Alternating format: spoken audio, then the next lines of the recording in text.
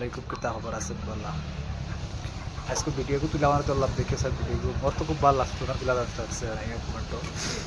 আর video তো ইলা video মানে দেখলে মানে দিল খুশ হয়ে যায়। দেখে ভিডিও দেখে হয়ে যাচ্ছে কমেন্টও কিলা লাগছে না লাগছে।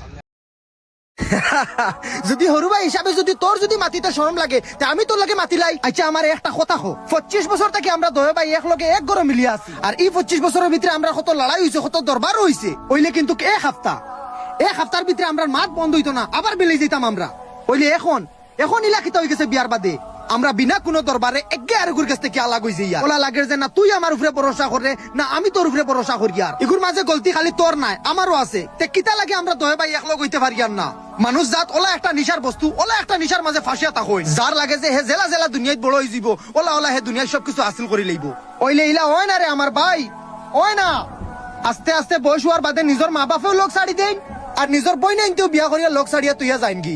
আর বাসলাম আমরা দয় ভাই এই করো একলা, ওটাও বিয়ার বাদে ওয়াল খাড়া করি দেই।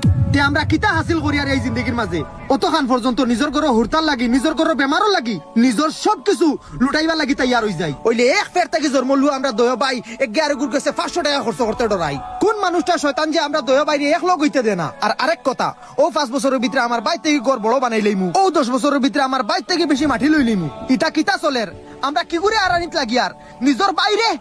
আরে থইতা ভালো টাকা পয়সা তুই আমার কাছ থেকে সবকিছু লইলা, ও মাটি লইলা, বাড়ি লইলা, দোকান লইলা, সবকিছু লইলা। ওইলে প্লিজ একবার আমার পুরানা পাইটা ঘুরাইয়া দিলা। আমার দৌলত লাগে না, আমার মোহাব্বত লাগে।